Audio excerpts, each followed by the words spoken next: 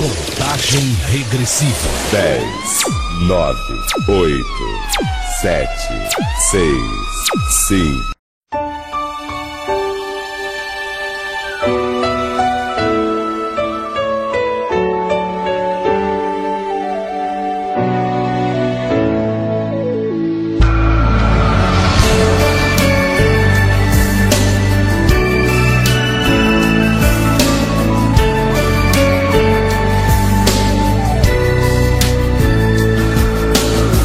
Hoje é um dia tão especial pra você que não dá pra esquecer.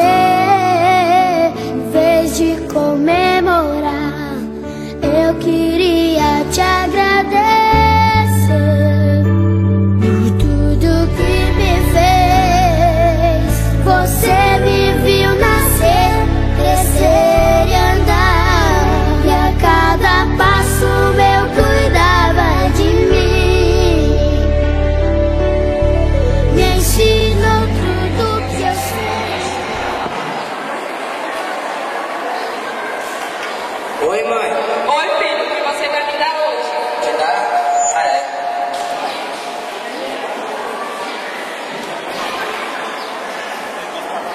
Mãe, o jogo foi no bar. Esse é o dia das mães, será possível?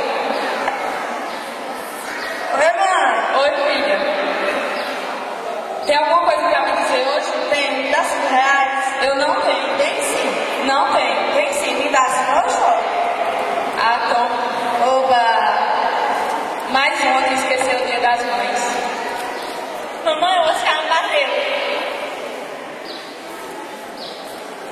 Mentira, foi a Fernanda. Ele me chamou de burra. Ela me chamou de asa.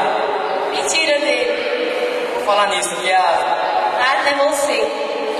Não sou não, só tá falando a penada que chupa o dedão do pé.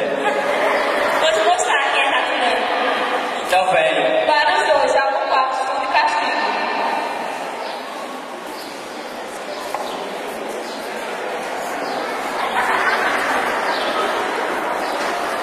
E aí, coroa? Olha o respeito. Fica presa, que você fez de amor hoje. Fiz uma comida muito gostosa, pois é um dia muito especial, né? Sei lá, eu vou curtir um rotura ali daqui a pouco, pode, falou? Ninguém lembrou o meu dia.